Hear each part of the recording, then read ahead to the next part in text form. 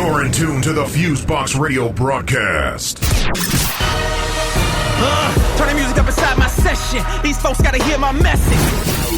Bringing balanced black radio to the masses. What's good, y'all? This is DJ Fuse of the syndicated FuseBox radio broadcast, bringing the balance back to black radio each and every single week on your FM dial, internet radio station, or favorite podcast app or site. And this week we got a little bit of extra bonus content in the mix for y'all. This past weekend I was over at the Capitol Cannashow, which was one of the first annual events in the DC metro area that is essentially a cannabis convention. Now, some of our folks overseas and maybe even some of the folks in the States are like, wait a minute, weed is not legal yet. Well, it's not legal on the federal level, but various states and other areas have rules depending on how stuff can go on a medical or a recreational end. And DC is a particularly interesting case since it's essentially the home of our federal government here in the US. But they have a thing going on where there's a bit of decriminalization. So in other words, if you get caught with a certain amount, DC's not really going to trip for your personal usage. Plus you can also, plant a certain amount in your home if you're a DC resident and all of that. But because we're in the home of the federal government, you can't just walk around and be like, hey, I'm going to open me up a weed store and everything's going to be all good. Yeah, it doesn't work that way. So part of the reason I went to this event was to kind of try to see the multiple aspects of the developing laws in terms of what will hopefully be the overall legalization of cannabis as time goes by, for whatever means that you have it, for whatever purpose you want to use it for, and at the very minimum to cut down on some of the population that's in the prisons due to the utterly failing war on drugs. And I went to the event. It was really interesting. I'm going to get more in depth with it during our long-term show. But one of the interesting aspects of the event was just seeing the businesses that have sprouted up since then on the micro level in terms of like edibles and stuff like that, to accessories and just plenty more stuff that's going on in the realms of marijuana use in the DC metro area. And since myself and the Black Hawk here are currently living in that area and this is our home base for the show for the past few years, we wanted to come through and see what's going on. And besides having exhibitors and other people there to chop it up with, there were also a lot of speakers and seminars that went down. And I got audio here as bonus content for folks to listen to from one of the speakers, who is Charlo Greene. Now, a lot of folks might remember Charlo Greene from when she used to be a news anchor in Alaska, and she pretty much made the "fuck it, I quit" announcement to start off the Alaska Cannabis Club and to bring it on a bigger and higher level with the essential part of my language and all, "fuck it, I quit" declaration. And she has been part of the charge and leading in Alaska's 2014 effort to legalize recreational marijuana, securing it as the third state in the nation and the first actual Republican-led state to legalize usage for adults. And she had a really cool speech that went down and all of that for folks to check out and listen to about trying to get things on a bigger level, not just in terms of legalization, but in terms of how folks can get involved in the business side of things, particularly folks who are American minorities. Because I'm sure when people look at some of these states and other spots and you see a lot of these businesses, you don't necessarily see a lot of people of color in these businesses who are, doing it up, whether it's on the medical end or the recreational end. So folks touch a bit of base on that too, besides some other things about her personal history, so forth and so on. She also talked about the upcoming TV show she's about to do, the Go GREENE organization, and some other awesome stuff. So sit back, relax, and enjoy this audio from the Capitol Cannashow with Charlo Greene's closing keynote speech for the event. And you can always check us out at the FuseBox radio broadcast via our official website, FuseboxRadioOnline.com, FuseboxRadioOnline.com. Our official blog site is blackradioisback.com. And you can check us out via all your favorite podcast apps and sites and things, such as iTunes, Stitcher, TuneIn Radio, Player FM, and plenty more. If you dig what we're doing with the FuseBox radio broadcast on any of these sites, please give us a rating and let folks know what's up. Every bit of listenership counts. And if nothing else, please tell people, hey, listen to this show. They're pretty dope. Because all those streams and downloads and stuff really help us out with the things that we do with bringing the balance back to black radio. So, yeah, enough talking from me. Let's get into it. Charlo Greene at the Capitol Cannashow. This is the FuseBox radio broadcast, bringing the balance back to black radio. All right, peace. Hey guys, my name is Charlo Greene. I'm the CEO of the Alaska Cannabis Club, Alaska's first and only safe access point to date. I'm also the executive director of Go GREENE, the only advocacy organization aimed at cultivating diversity, unity, and opportunity in cannabis, and I'm also the host of the Charlo Greene Show, which I'll tell you about shortly. Now, many of you may know that I was a news anchor in Anchorage, Alaska. That's actually where I was raised. But before that, my family moved here from Nigeria. I'm first generation American, one of 7 kids actually, and we were living in San Diego when there was a run-by shooting in our neighborhood, and our next door neighbor, she was 3 years old and she was hit by one of the bullets. So about a month later, my mom decided to move the family up to Alaska, only she didn't have much of a plan, so we ended up spending most of my time growing up in shelters and with me sleeping on the floors of cramped apartments, which I know wasn't what my grandmother wanted. I know that's not what she fought so hard for. You see, my grandmother was born what some would consider unlucky. She was born in a small village in Nigeria where they believed twins were one of the worst omens that you could see. And so when her mother, my great-grandmother, began to push moments after my grandmother was born, everyone there knew that she only had a few more moments to live before she and the second child she was giving birth to would be put to death. So minutes after my grandmother was born, she was orphaned and passed as a second-class citizen because of this stigma surrounding her birth. Because people, that's just how religion works then. There wasn't science or anything to contradict those sorts of things. But my grandmother was a fighter. So she learned to trade as soon as she could walk. She began to farm.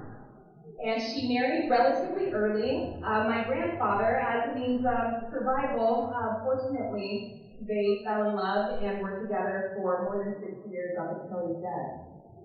But it was when it was time for my mother to go to school that my grandmother began writing a new story for herself. In that village, it wasn't customary for women to go to school beyond 6th grade. What point is an education for a woman if she's going to be at home raising the kids? So, my grandmother didn't even have the luxury of a primary education, the first 6 years of education. So she saw a value that other people couldn't, that other women couldn't, when she looked at the opportunities that were available to women and to men that weren't available to her. So when it came time for my mom to go to school, and the family told her no or laughed in her face at the idea of my mom going to school, my grandmother decided to take the situation into her own hands and figure out a way to send my mom to school. So what does an uneducated orphan with no money and no connections do? Well, she decided to teach herself how to weed. And so she spent all of her days working on a farm, walking to the market, walking literally the 5 miles that all of our parents complain about they actually do that over in Africa. And so this is what my grandmother was doing day after day. And after she would finish her long day, she would get home and she would make these garments until the sun would rise. She did this day in and day out until she saved enough money for my mom to go to school. Not just for 1 year, but for the rest of her tuition up until she graduated. And when my mom got there, while everyone was expecting her to struggle to survive, my mom began to thrive. and she served as an example to the rest of the village of what a woman could do when given the opportunity to learn. And instead of my grandmother taking that story and just using it as a means of bragging, she went back to those same women that laughed in her face when she wanted to send her daughter to school and showed them how well she was doing, showed them all the opportunities that were open to her, and began teaching them the trade too, so that they could make the decision as opposed to just waiting around for the men and the families to decide whether or not it was time to release the women education.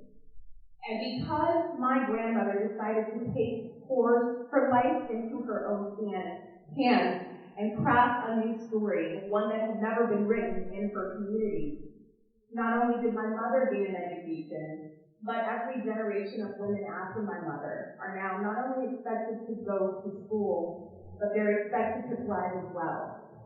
That's the power of one voice. And so when it came time for me to decide whether or not I would stay a journalist, continue working in my comfortable job, doing what I went to school for, but knowing that it wasn't why I became a journalist, which was to actually make a difference. It was easy for me. It was a simple decision. I began working at KTVA, the CBS affiliate in Anchorage, Alaska, as the crime and sports reporter and fill-in anchor. Shortly after, marijuana fell into my lap, seeing as that was the only thing that cannabis was considered in Alaska at the time. I was flown to Colorado and Washington to look into the marijuana industry and apply the lessons learned from those areas to Alaska to kind of shine a light on what we could expect there if we were to say yes and pass ballot number 2, which would legalize adult use of cannabis. So while I was out there, I met with politicians and entrepreneurs, industry leaders, and activists. But most importantly, I met with the patients that were driving for days to get access to what I was learning was, in fact, life-saving medicine. I mean, I had used cannabis for years personally.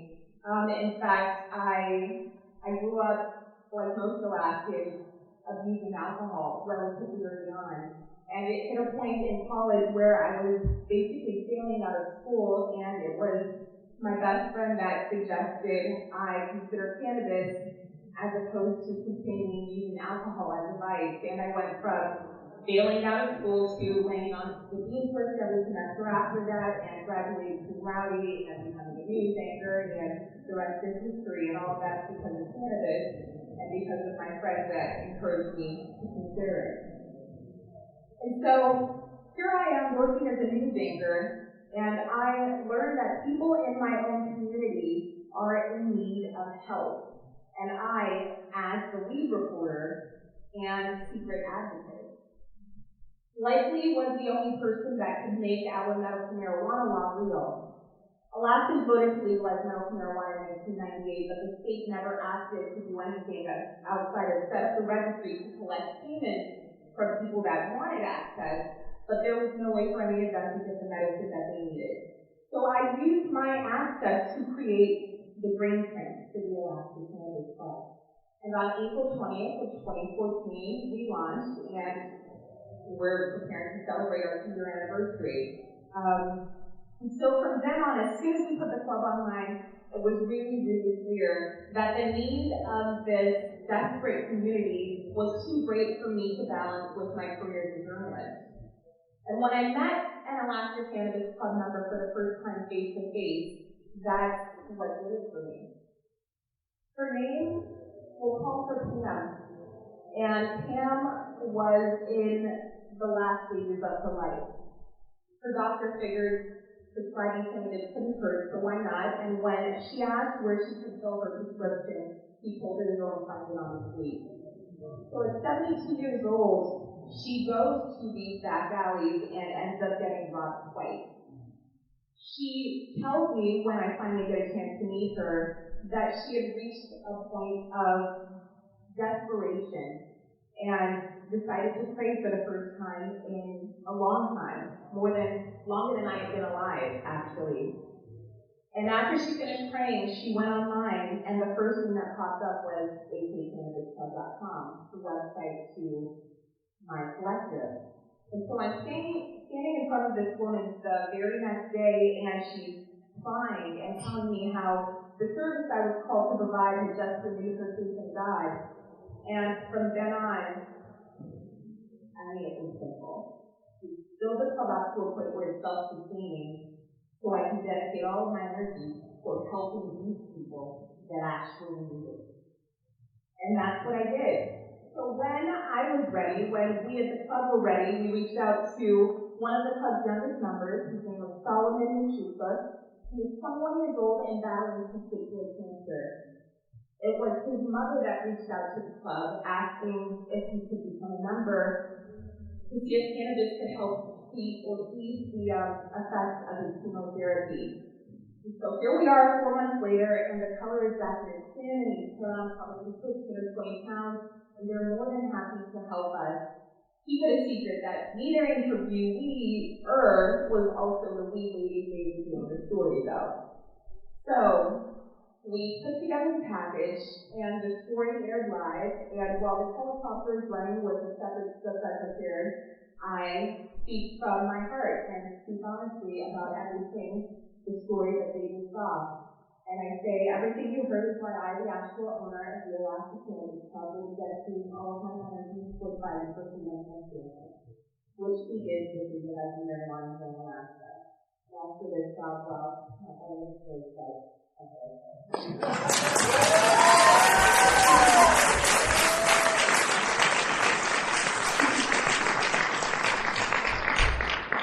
But like with my grandmother, just saying it wasn't enough. Just sending my mom to school wasn't enough. You have to follow through with action, and that's what we did. We used that attention, that momentum, the 100 million views that statement got, literally 100 million views, thousands of headlines. It was insane. But instead of just sitting on that, we used that to activate everyone. Anytime anyone wanted a selfie, are you registered to vote? If not, she has a tip for you right there. Come back and see me in a second.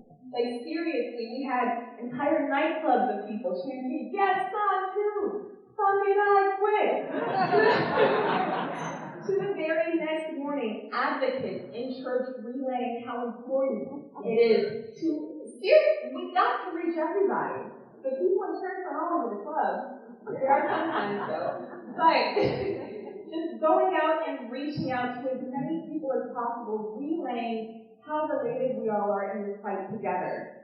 And because of the action that followed this statement, on November 4th, 2014, we, like DC, stepped into the future and legalized adult use.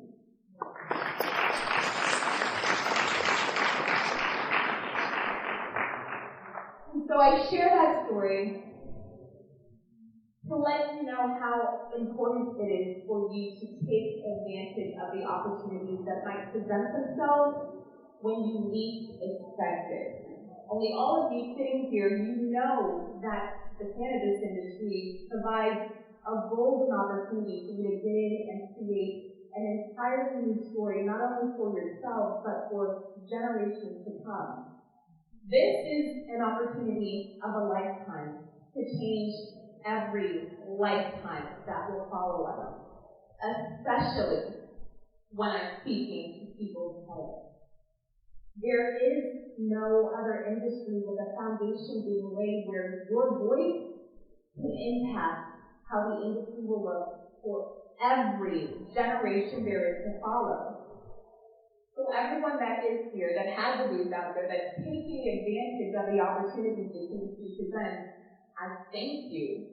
I thank you for taking a stand and showing that this side of legalization, that this industry isn't only okay for us, isn't only safe for us, but if we go about this the right way, this can begin to create wealth in our community.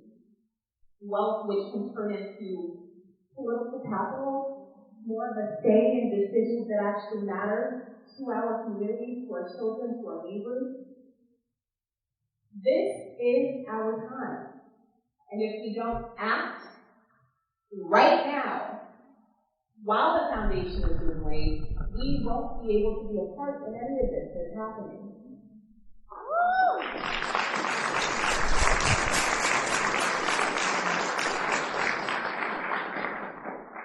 So I'm blessed to be able to travel the world speaking about cannabis advocacy and why it's so important that people look again at the conversation being had about cannabis.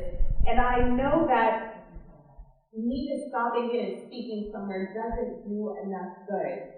It doesn't. As much as these conferences, they are beneficial and they're so important, we still need to have a conversation that continues on even after these big events have come and gone. And so I'd like to talk to you about Go GREENE. That's my organization aimed at cultivating diversity, unity, and opportunity.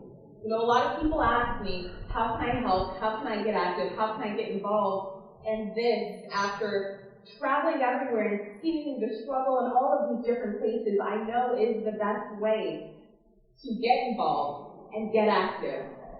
GREENE is an acronym for Grassroots Evolution through Education, Networking, and Empowerment.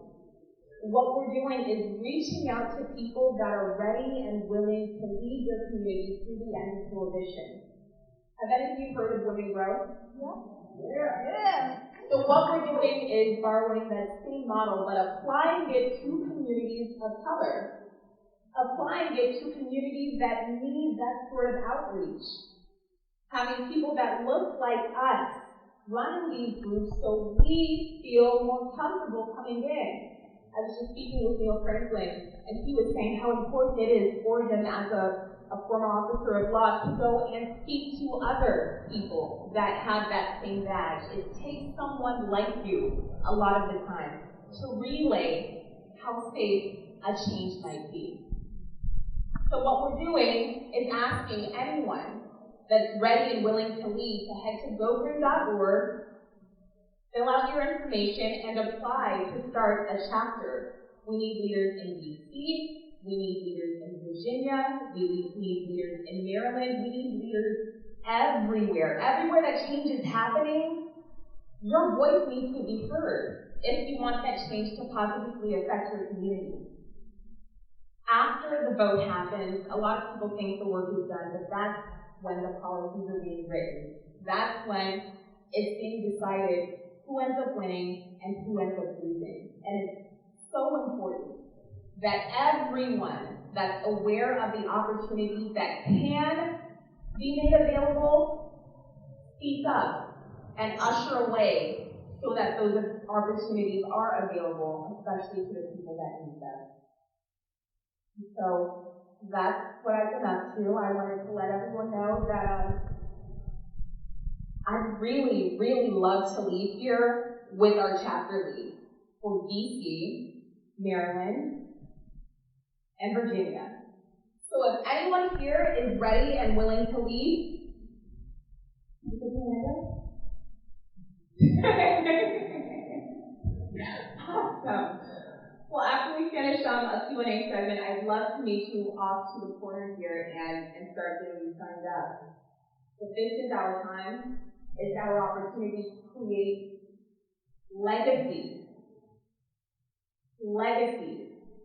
that we'll read about, that our children will read about, that people will talk about. We'll see buildings that reflect our communities and to take the opportunities that are available now. So with that, I want to open up the floor to any questions that anyone might have for me. Go GREENE, the URL.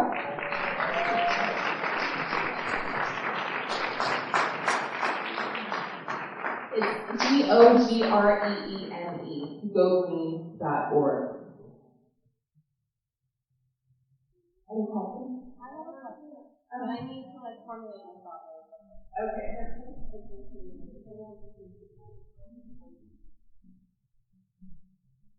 So, I know this may sound odd coming from me, but with Tacoma Wellness Center, we have a rabbi-owned, fairly mostly Jewish-run dispensary. Do you think you're talking sort of about your heritage? Do you think when we get private clubs in DC was already black until 2007, that there's a possibility for a black-owned and operated private club in DC? Do I think that opportunity is available? And what do you think would be important about it? Do I think the opportunity is available? It is if the people be considered. I think that's what it always comes down to. What the people demand to see. At the end of the day, we write the rules. We forget that. We write the checks that we all are politicians and lawmakers and policymakers. If we decide something and follow through with action that ensures what we've decided comes to be, then anything is possible. So will we see a Black or minority-owned private cannabis club? Will we? Will we? I think they answered that for you. Hi. My question is about your vision for policy. Where do you think policy is going after the movement from medicinal use of cannabis? Where do I think policy is going as far as whether or not medical marijuana will continue to be recognized as its own thing, or? Yeah, how do you see that dispensing? Do you see that going into organizations for wellness or like personal well-being outside of just using it for marijuana, or using it for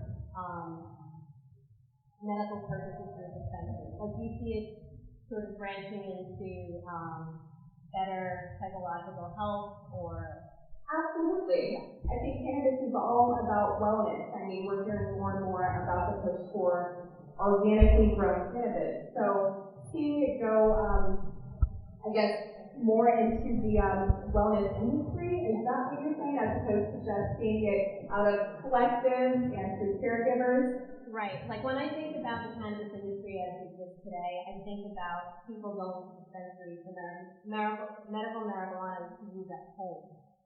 My question is, do you see there being an expanse of policy towards going to other alternative venues, such as like medical marijuana and the acupuncture, like sort of creating another division of wellness and policy being expanded to that? I'm not sure if that's making sense. It's making some sense. I don't think I've considered that before, in all honesty. Okay. I don't see why it wouldn't be a possibility. I do know that seed-to-sale tracking is one of the most important things that comes with legalization. So if there was a way where the state could continue to track exactly where everything is going, then I don't see that doing it every day. Thank you so much. I had a question. You mentioned at the beginning of your talk about the Charlo Greene show. I wanted to circle back around to see if you could talk more about that. That was a very interesting opportunity. The Charlo Greene show. That is my love child. That's my passion project. That's what I plan on doing for the rest of the time. We're shining a light on the heart and hope that's fueling the cannabis revolution. When I said fuck it, I quit, I wasn't turning my back on my decade of kick-ass journalism experience. I just wasn't going to feed the propaganda machine that was hurting the people that I cared about. So now I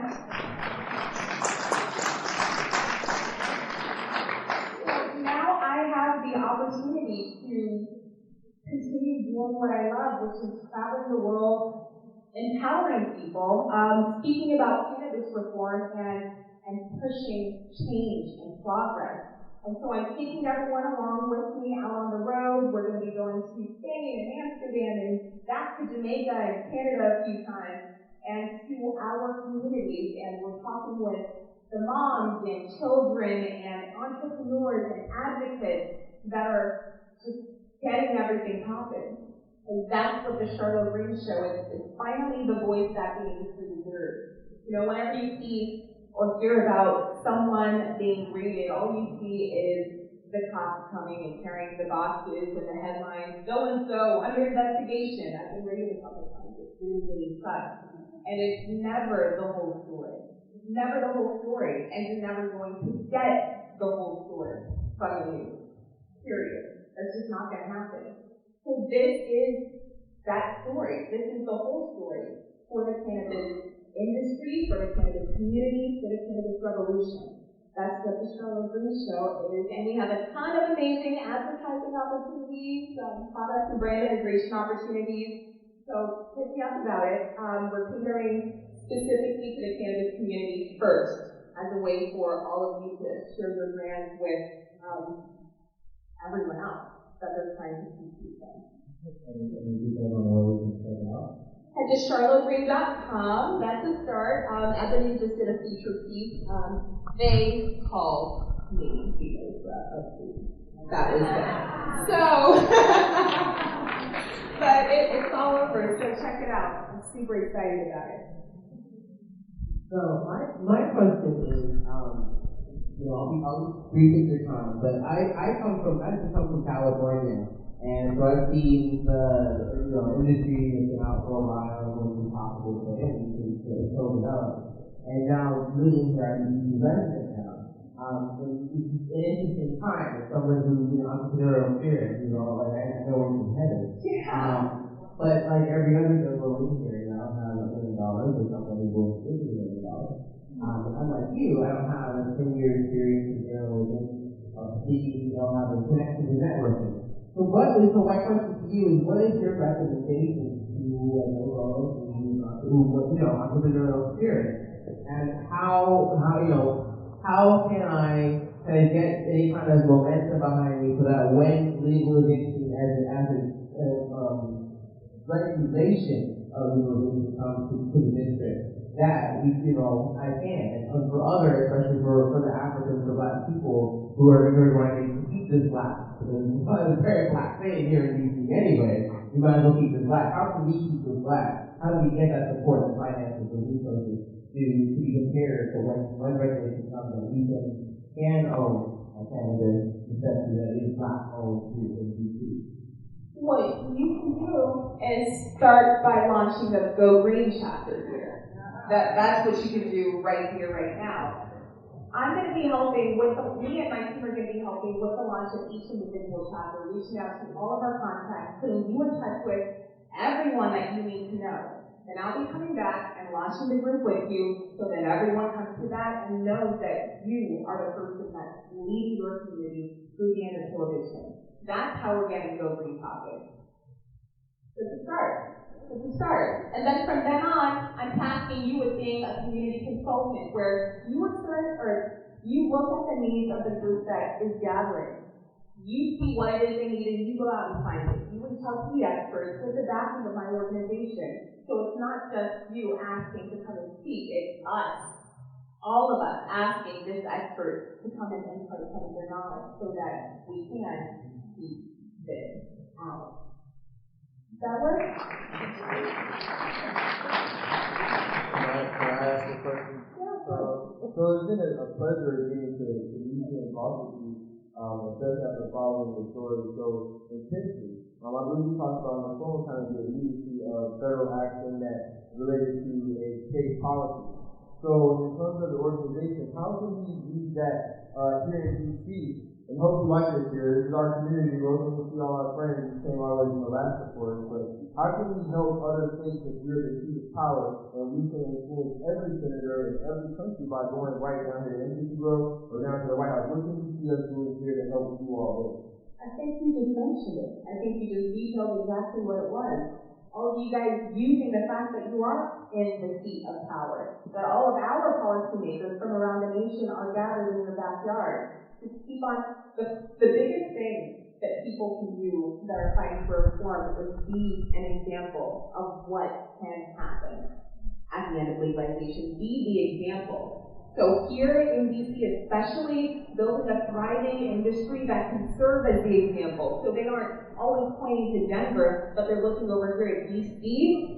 That's one of the biggest things that you guys can do. And then using your political knowledge. Everyone here is way more knowledgeable about the political process than we are out in the rest of the nation. At least that's what I've seen in my experience, just because that's what you guys live. So sharing all of that is another way that you guys can help.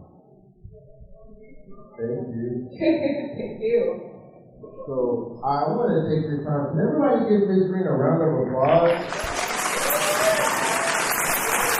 It sounded to me like she didn't quit after all. What do you think? It sounded to me like she You can listen to the FuseBox radio broadcast via iTunes, Stitcher, TuneIn Radio, Podcast Addict, and your other favorite podcast players. Check out the FuseBox Radio's official website for our latest episodes, events, and more at FuseBoxRadioOnline.com. You can also visit us on Facebook at Facebook.com/FuseBox Radio Show, Twitter at Twitter.com/FuseBox Radio, and Instagram at Instagram.com/FuseBox Radio. Feel free to contact us at FuseBoxRadio@gmail.com to submit music for airplay consideration,